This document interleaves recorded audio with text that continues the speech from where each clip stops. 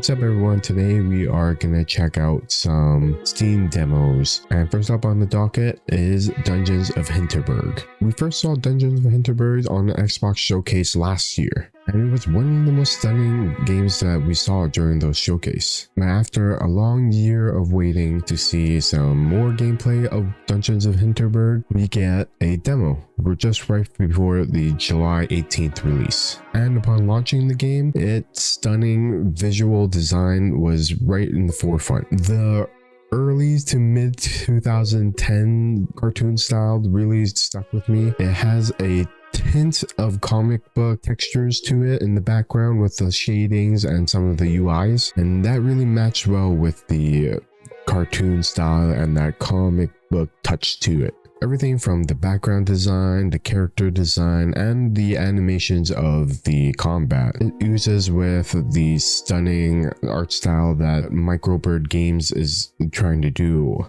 And in the demo, they gave us access to one area, the cold, icy mountains of Colmstein.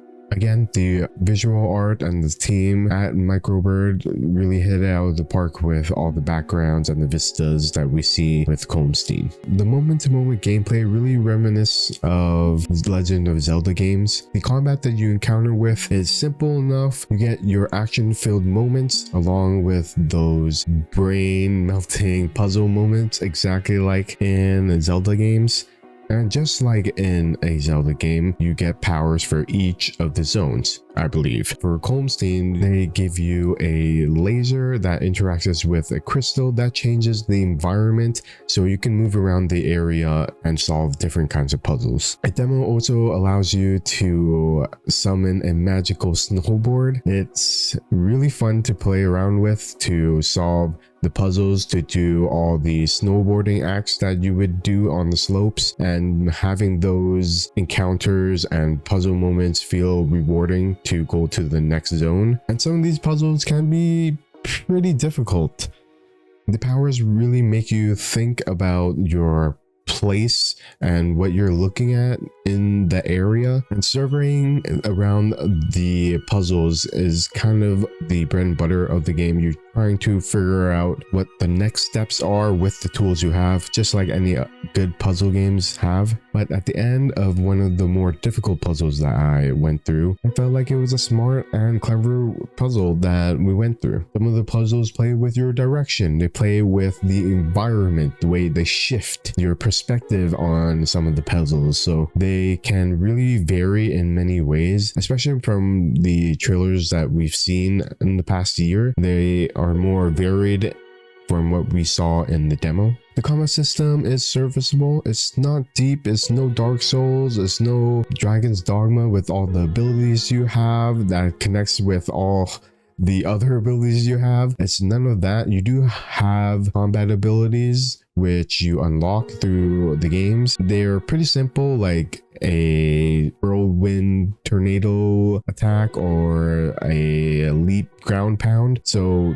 that's what was available in the demo. It's pretty limited as what we got to play, but I can see more improvement on the combat throughout the game with some more abilities you can change out if you're available to. I know that they have an RPG system with equipment and stats that go along with it while you finish certain puzzles. But along with all those known systems for an action RPG adventure game, they also have this social system, kind of like in a Persona game or a BioWare game, where you go around Hinterberg, you meet new people, you befriend them, give them gifts, and you learn their personalities. You also get a quest that's associated with that NPCs, kind of like Persona and their social links, or BioWare and their relationship system with all those characters.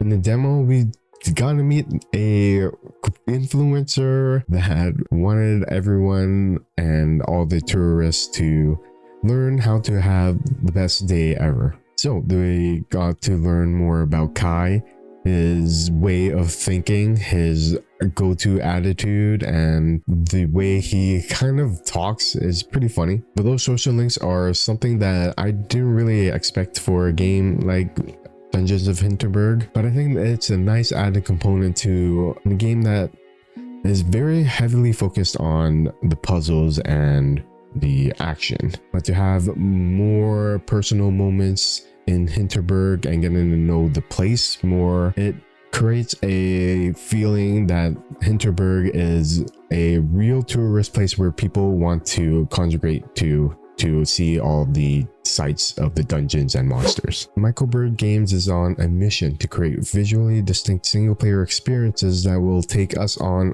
fantastic and unique journeys. That's their whole model of creating games at Microbird. And Dungeons & Hinterberg shows that tenfold. With all the stunning art styles that we see, the intricate dungeons and puzzles that come with them, and even the social system that we interacted with a little bit. For release, they are planning to have 25 dungeons which will have different and varied puzzles to them, so we can look forward to a bunch of cooler aesthetics within the dungeons and intricate puzzles that make our mind melt. If you guys are interested in Dungeons of Hinterberg, the game will release on July 18th on Xbox and Steam.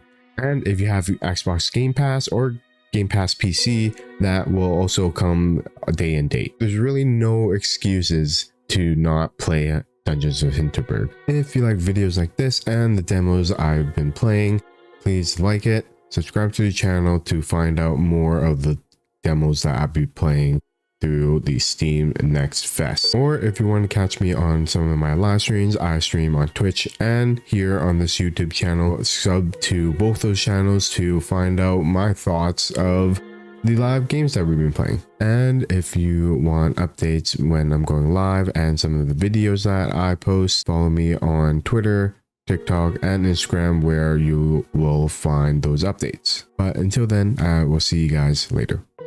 Peace.